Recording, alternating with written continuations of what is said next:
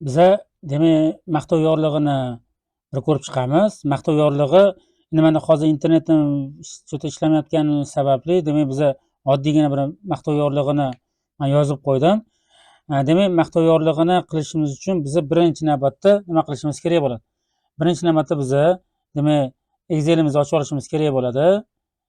Excel'ni ochib, demak uni ichiga demak ro'yxat shakllantirib olishimiz kerak bo'ladi. Aynan shu Excel orqali biza integratsiya qilib, demak Wordga o'tkazib olamiz. Men hozir bu yoqqa bitta Fio ism familiyani yozdim. Demak bu yoqqa biza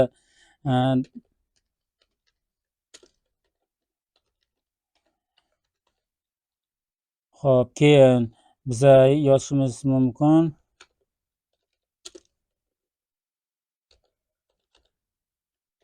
Xo'p. Biza ikkita taxminiy bitta ro'yxatni shakllantirib oldik. Ikkita ism familiyani qo'yib oldik. Endi biza buni сохранить qilib qo'yamiz. Сохранитimiz demak tepada joylashgan. Biza o'sha сохранить qilishimiz mumkin bo'ladi. Сохранить qilib olamiz va biza endi demak Wordga kirib olamiz.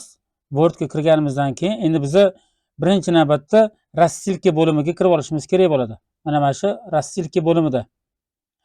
Demak расsilка bo'limiga kirib olamiz. Bu yerda birinchi tanlaydigan narsamiz vibrat получатели. Birinchi o'sha vibrat получатели tanlab olamiz. Bu yerda demak 3 ta narsa turibdi. Biza demak mavjud bo'lgan demak ro'yxatimizni qo'yib olishimiz kerak bo'ladi. O'shaning uchun использовать существующий списокni tanlab olamiz. Bu yerda demak bunaqa holat chiqadi. Biza birinchi navbatda o'sha faylimiz, o'sha ro'yxatimiz qayerda joylashganini bilib olishimiz kerak. Aynan men endi hozir рабочий stolga qo'yib oldim va o'sha рабочий stolda ichiga kirib olaman. Mana bizani ro'yxatimiz turibdi va biza уже выбор таблица degan joyda biza OK tugmasini bosib qo'yamiz. OK tugmasini bosamiz.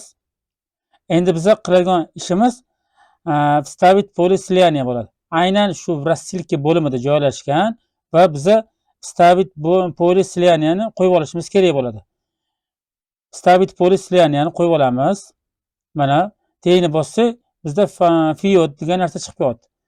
Biza bu Fioni qayerdan oldik? Mana bu tomonda turgan, mana bu Fioimiz turibdi. Aynan shu Fioimiz orqali demak biza Excel'imizdan Wordga demak integratsiya qilyapmiz.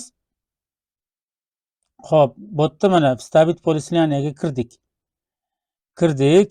Demak biza bu yoqqa kirganimizda mana bunaqa holat turibdi. Fio. Endi menda hozir Word'imda qanaqadir texnik nosozliklar bo'lyapti. Demak o'shaning uchun e'tibor qilmaysizlar. Demak Fio degan narsa chiqdi. Endi biza bu yerda qilishimiz kerak bo'lgan narsa aynan shu yana расsilка holatida turibmiz, расsilка bo'limida turibmiz va o'sha расsilка bo'limida biza посмотреть результат degan qismiga kirib olamiz. Посмотреть результат bosib oldik. Bosib olsak, demak biza mana Botir Botirovni mana birinchi ro'yxatimizni chiqarib beryapti bu yerda. Mana Botir Botirov chiqarib beryapti. Biza endi bu yoqda mana bu расsilка bo'limini o'zida mana bu qismi bor va bu qismida demak keyingi ism familiyaga o'tkazishimiz yoki bo'lmasam mana bu yerda keyingi ism familiyaga yoki orqaga o'tkazishimiz mumkin bo'ladi. Keyingisiga yoki oldingisiga o'tkazishimiz kerak bo'ladi. Biza demak bu yoqda hozir endi mana Aziz Azizov chiqyapti. Bu yoqda demak Botir Botirov chiqib kelyapti.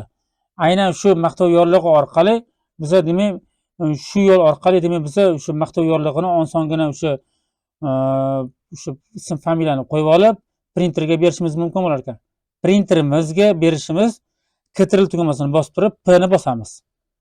Ctrl tugmasini bosib turib P ni bossak, demak biza printerga kiramiz. Agarda biza printerdan chiqib ketmoqchi bo'lgan bo'lsak, aynan biza bu tomonda orqaga qaragan strelkani bosishimiz ham mumkin bo'lar ekan yoki klaviaturamizni Escape tugmasini ham bosishimiz mumkin bo'lar ekan. Mana Escape tugmasini bossak, bizda mana bunaqa holat chiqarib beradi. Mana Escape degan tugmasi. Aynan shu Escape degan tugmasi orqali ham chiqib ketishimiz mumkin bo'lar ekan.